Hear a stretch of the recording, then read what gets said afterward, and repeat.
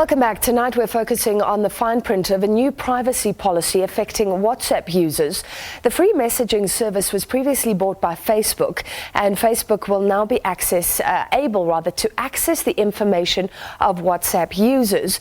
Should you be worried about your privacy? To discuss, we're joined by the MD of WorldWideWorx, Arthur Goldstuck. Arthur, great to have you with us. So I use WhatsApp. The other day I saw a privacy policy, a new one come up, and I guess like many people, I'm lazy. I didn't read it. What does it actually say about Facebook and its access of some information? Good evening, Francis. Well, even if you had read it, it wouldn't have given you a really clear picture of what you're giving away. It was a lot like when you visit almost any news website these days. You've got to click a button that says you agree that cookies will be used to track you. So almost anywhere you go online today, you are being tracked, and your surfing activity or your surfing habits are being aggregated. In other words, a picture is being put together of how you behave online, or rather where you go online. We don't know what you're actually doing when you go there. Yeah. But then what he's done with that information is that it is used to help advertisers target you based on your previous information or activity. And a good example of that is you call up an app that's free, for example, but that every now and then it throws up an ad that you've got to view in order to carry on using the app. And that ad will often carry adverts or content that relates to a purchase that you made or a search that you made on a completely different site, on a website, or that you searched for on Google, for example. So in effect, this is what Facebook wants to do with your WhatsApp activity now. So WhatsApp won't have the ads, but it'll help Facebook. I mean, we know they can already target you based on who's in your network, who's in your contacts, but now it becomes even more refined.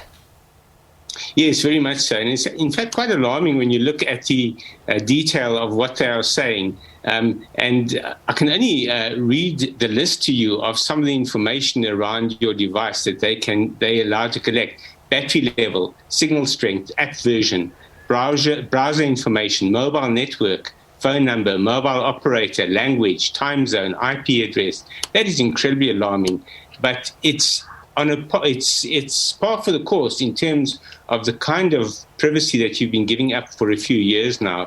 If you use almost any Google product, Android plus Google search, for example, that already is a privacy apocalypse.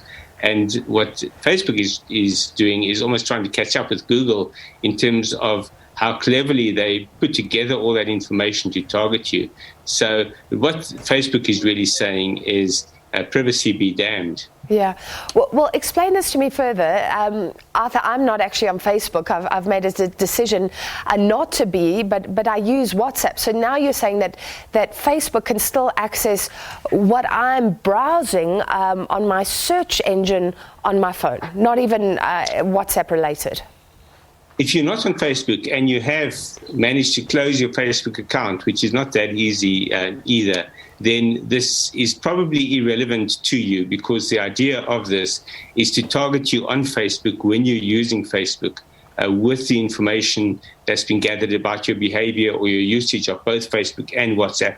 So in effect, it's aggregating the user behavior of Facebook and WhatsApp users in order to target them more effectively on Facebook. But I also believe that the intention is for WhatsApp to become an advertising medium as well in the future. And we shouldn't be surprised if we suddenly are informed and have to again accept terms and conditions that says that we will be shown adverts that are relevant to our interests. Yeah. And that'll be pulled from this kind of information. Is it any relief that Facebook isn't actually reading your WhatsApp messages? I remember when WhatsApp said it would encrypt messages, people were relieved, because the concern about SMSs was that your cell phone provider could read those. Any messaging or mail service worth its salt should have that kind of provision, that the content of your messages is completely encrypted from end to end. In other words, no one can access it except the person sending it and the person receiving it. If they don't have that, then they shouldn't exist at all. But what's happening now is that people are looking for instant messaging services that are less intrusive and that won't be used to target you.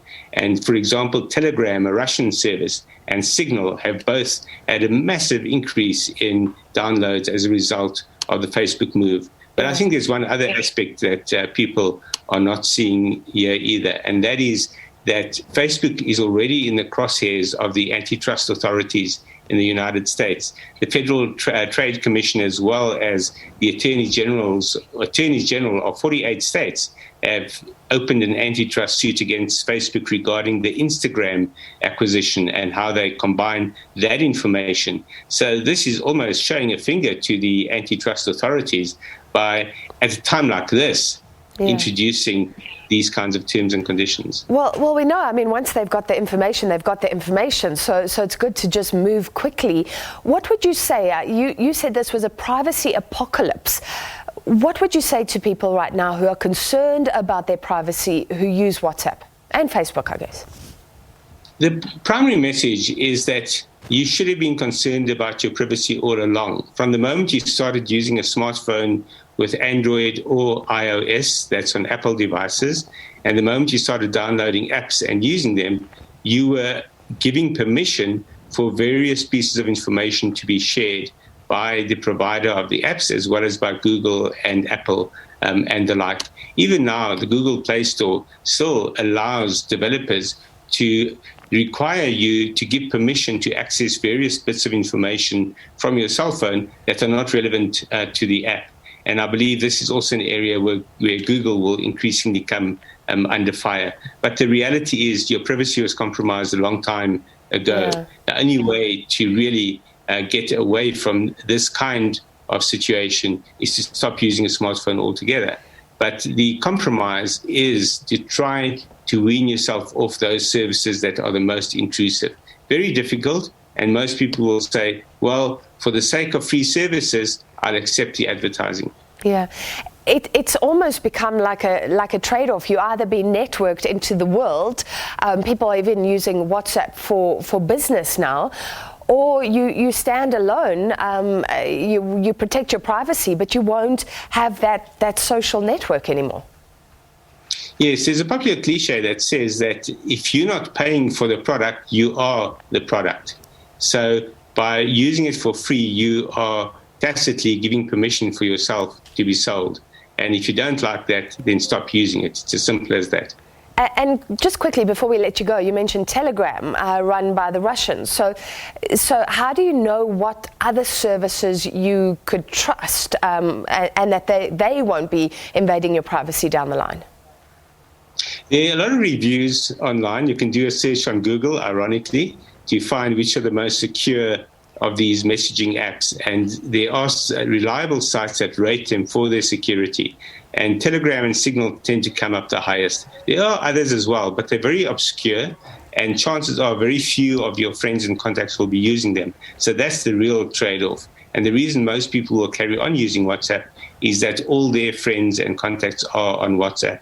But the more they find that they can get by with Telegram, the more they'll reduce their usage of WhatsApp. So I think it's going to be a WhatsApp versus Telegram battle in the same way that Zoom came along to take on Microsoft Teams and Microsoft Skype, for example. Okay, that will be something interesting to watch. Thank you very much.